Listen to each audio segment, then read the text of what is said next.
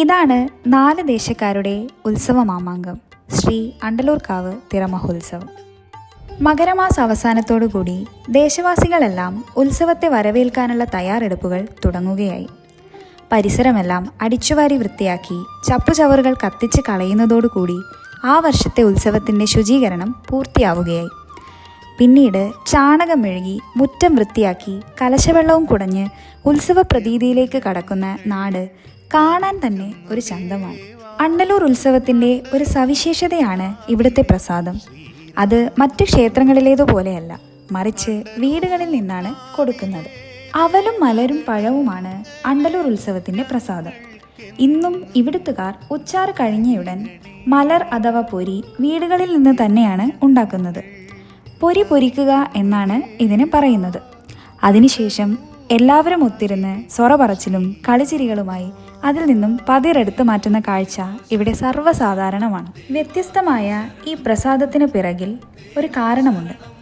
കാവിലെ പൂഴിമണലിൽ മെയ്യാല് കൂടി വരുന്ന വില്ലുകാർക്ക് രോഗപ്രതിരോധത്തിന് ഈ പ്രസാദം ഏറെ ഉപകരിക്കുന്നു. നിങ്ങളിൽ ചിലർക്കെങ്കിലും മെയ്യാൽ എന്താണെന്നൊരു സംശയം വന്നേക്കാം. അതാണ് ഈ ഉത്സവത്തിലെ പ്രധാന ചടങ്ങ്. അത് നമുക്ക് വഴിയെ കാണാം. കുംഭമാസം 1-ാം തീയതിയോടുകൂടി ആരംഭിക്കുന്ന ഉത്സവം 8-ാം തീയതി പുലർച്ചെ വരെ നീണ്ടു നിൽക്കുന്നു. അതിൽ ചക്കകൊത്ത്, കുടവരവ്, തിറയാട്ടം, പൂവടി തുടങ്ങി ഒരുപാട് ചടങ്ങുകളുണ്ട്. കുംഭം 4-ന് നിരക്കിപ്പാച്ചിലോടുകൂടിയാണ് കെട്ടിയാട്ടങ്ങൾ ആരംഭിക്കുന്നത്. 15ഓളം തെയ്യങ്ങൾ ഈ കാവിൽ കെട്ടിയാടുന്നുണ്ട്. പുലർച്ചെ തുടങ്ങുന്ന സീതയും മക്കളും അഥവാ അതിരാളൻ തെയ്യം ആണ് ആദ്യത്തെ കെട്ടിയാട്ടം. തുടർന്ന് തൂവക്കാലി, നാപ്പോതി, നാക്കണ്ടൻ, വേട്ടക്കൊരുമകൻ എന്നിങ്ങനെ നീളുന്നു തെയ്യങ്ങളുടെ ലിസ്റ്റ്. ഉച്ചയ്ക്ക് രാമായണ കഥയെ ആസ്പദമാക്കി ബാലി സുഗ്രീവ യുദ്ധം ഇവിടെ കെട്ടിയാടുന്നു. സഹോദരന്മാരായ ബാലിയും സുഗ്രീവനും തമ്മിലുള്ള യുദ്ധം കാണാൻ രാവിലെ തൊട്ട് കാണികൾ ഇടം പിടിക്കാറുണ്ട്. യുദ്ധം മൂർച്ഛിക്കുമ്പോൾ ബപ്പൂരൻ അഥവാ ഹനുമാൻ മധ്യസ്ഥനായി വന്ന് ഇവരുടെ വഴക്ക് അവസാനിപ്പിക്കുന്നതോടുകൂടി ബാലി സുഗ്രീവ യുദ്ധം കഴിയുകയായി.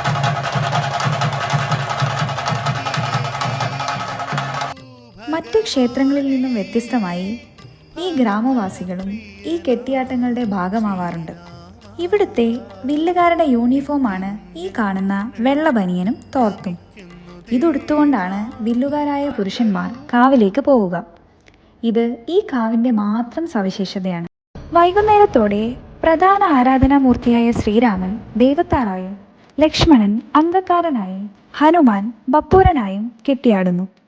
ഒപ്പം തന്നെ ഈ ഗ്രാമത്തിലെ പുരുഷാരം വാനരപ്പടയായി അവരോടുകൂടി ചേർന്ന് യുദ്ധസന്നാഹം നടത്തുന്നു. ഇതാണ് മെയ്യാൽ. ദേവത്താർ പൊന്മുടി ചൂടുന്നതോടെ തിരുമുറ്റം വില്ലുകാരാൽ നിറയും.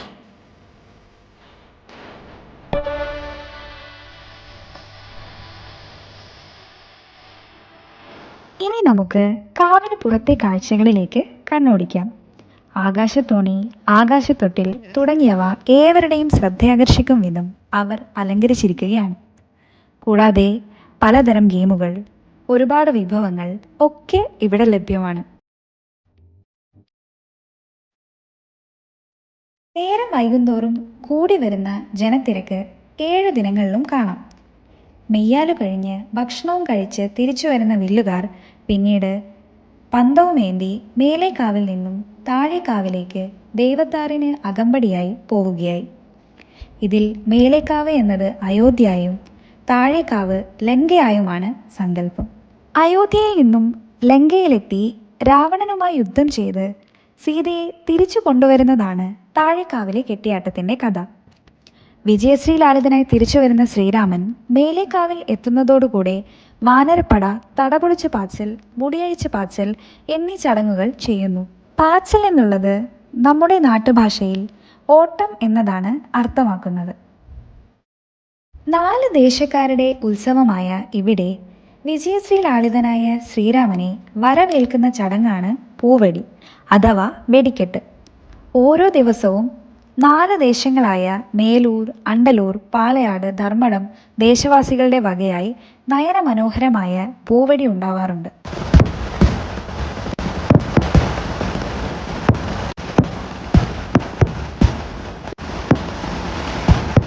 ഇവിടുത്തെ മറ്റൊരു സവിശേഷത 4 ദിവസങ്ങളിലും ഒരേ ചടങ്ങുകളും ഒരേ കെട്ടിയാട്ടങ്ങളും ആണ് എന്നുള്ളതാണ്.